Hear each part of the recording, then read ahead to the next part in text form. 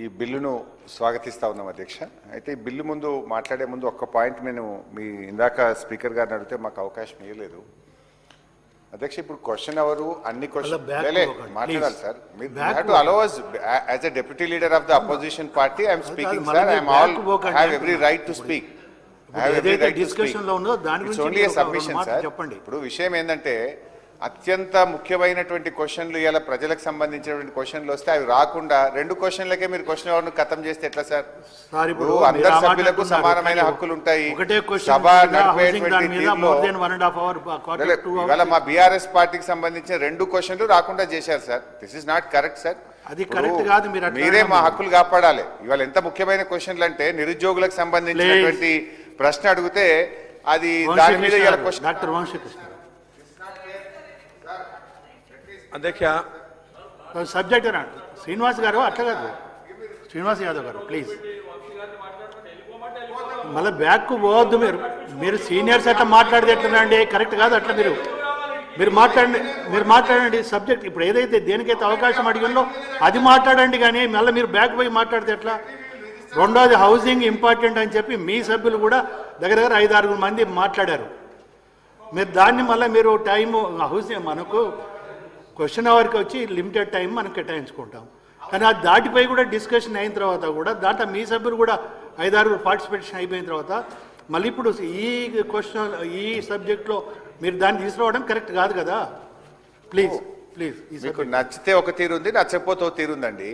మా క్వశ్చన్లు రావద్దన్న నాడేమో అందరికీ అవకాశం ఇస్తారు, మమ్మల్ని బ్లాక్ చేస్తారు. లేదు మీకు నచ్చలేదు అనుకోండి, 9 నిమిషాలకే మాది ఇంపార్టెంట్ క్వశ్చన్ 9 నిమిషాలకే క్లోజ్ అంటున్నారు. This is not the way of running the house sir. We are registering our protest. తర్వాత సార్ ఈ బిల్లుకు సంబంధించి గౌరవ మంత్రి గారు ప్రవేశపెట్టినటువంటి బిల్లును స్వాగతిస్తా ఉన్నాం అధ్యక్ష. దీనివల్ల మరింత మెరుగ్గా శాఖల మధ్య సమన్వయం సాధిస్తూ బెటర్ పర్ఫార్మెన్స్కు తప్పకుండా ఇది ఉపయోగపడుతుందని చెప్పి మేము ఆశిస్తూ ఉన్నాము. అయితే అధ్యక్ష ఈరోజు నేను మంత్రి గారిని ఈ సందర్భంగా ఒక 3-4 విషయాలు అడగాలనుకుంటున్నా అధ్యక్ష.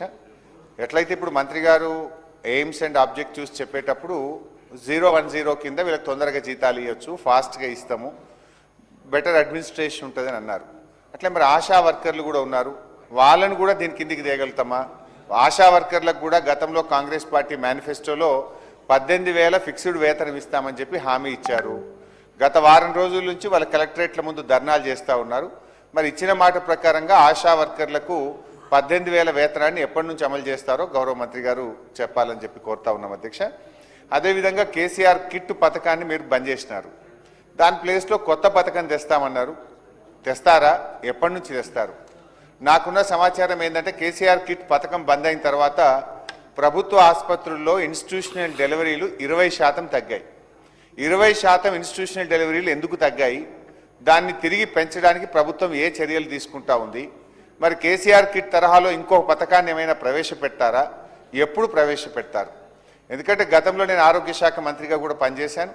కేసీఆర్ కిట్టు, నియానోటల్ అంబులెన్స్లు, మన ప్రభుత్వం ఎంసీహెచ్ ఆసుపత్రులు పెద్ద ఎత్తున తెరవడము, తద్వారా ఏమైందంటే భారతదేశంలోనే mother mortality rate, infant mortality రేటును మనము తగ్గించి దేశంలో 3వ స్థానంలోకి ఆ రోజు మనం చేరుకున్నాం. మరి ఈరోజు ఏ స్థానంలో ఉన్నాము?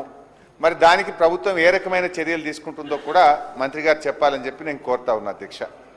అదేవిధంగా అధ్యక్ష నేను మంత్రి గారిని నా కాన్స్టిట్యున్సీకి సంబంధించి కూడా చాలాసార్లు అడుగుతూ, ప్రతి అసెంబ్లీలో అడుగుతున్నా, ఇది బహుశా 10వసారి అడుగుతున్న మంత్రి గారిని. మంత్రి గారు ప్రతిసారి పాజిటివ్ సమాధానం చెప్తారు, కానీ అంగుళం కూడా ముందుకు కదులుతలేదు.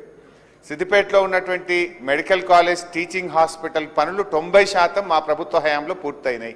ఆ బ్యాలెన్స్ 10% వర్క్స్ గత 2.5 సంవత్సరాలుగా పదే నేను మంత్రి గారి దృష్టికి తెస్తున్నప్పటికీ కూడా అవి పూర్తి కావడం లేదు. దయచేసి ఆ 10% పనులు పూర్తి చేసి ఆసుపత్రిని ప్రజలకు వినియోగంలోకి తేవాలని చెప్పి కోరుతా ఉన్నాం.